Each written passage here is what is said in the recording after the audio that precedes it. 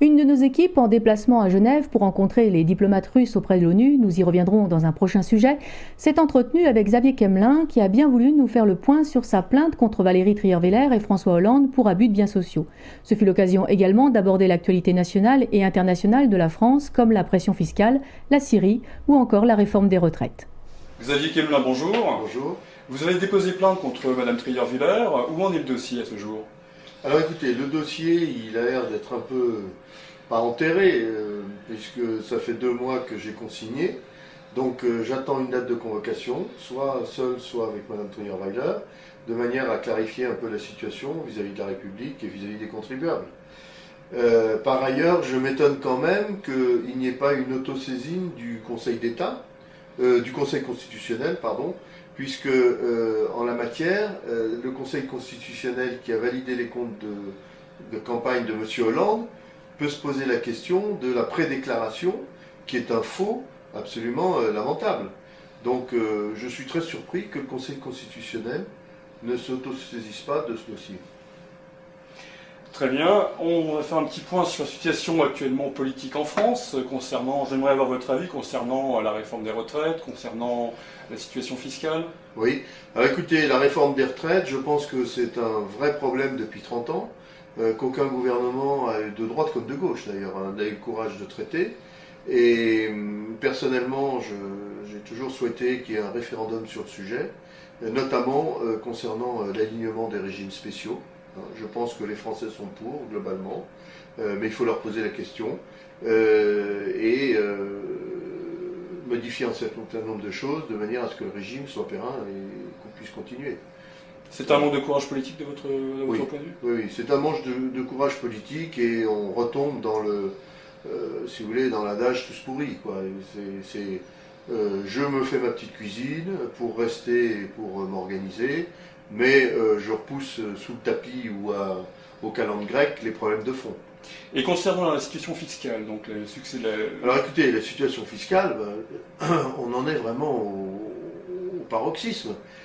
Tous les Français, y compris le chef de l'État, reconnaissent qu'il y a une pression fiscale qui devient insupportable.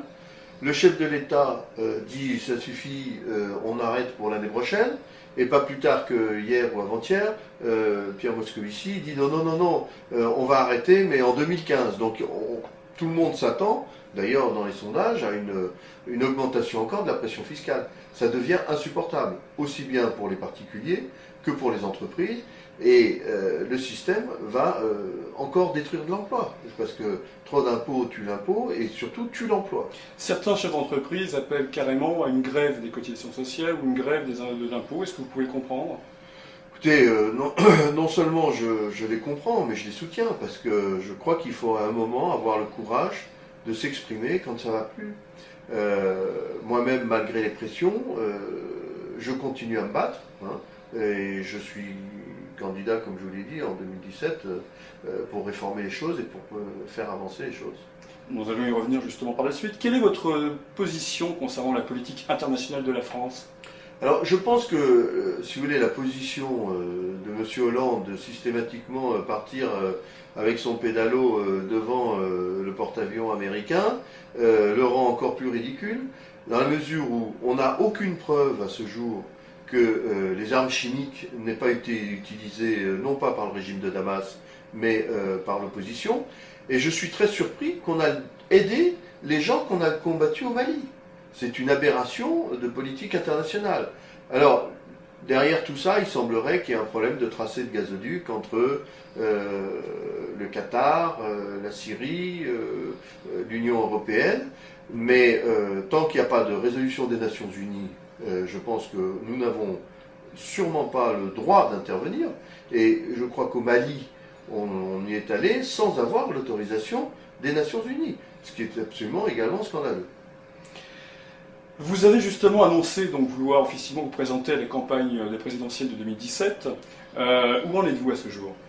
Écoutez, ma réflexion continue, mon engagement continue, je suis plus décidé que jamais, d'autant plus que par Internet j'ai eu le soutien d'un grand nombre de maires que je ne connais pas, qui ont dit mais cette personne nous souhaitons qu'elle soit candidate parce que, justement, on en a ras-le-bol des partis politiques. 77% des Français rejettent les partis politiques. Et moi, je veux y aller tout seul, sans parti, parce que c'est le début de la recherche de financement, de la corruption, et on voit tous les jours où ça mène. On nous ressort encore des histoires du temps de M. Balladur. Alors, est-ce que c'est des règlements de compte politiciens? Maintenant, le dernier, c'est Pierre Mongin, avoir été mis en examen après l'ancien chef de cabinet d'Édouard Balladur.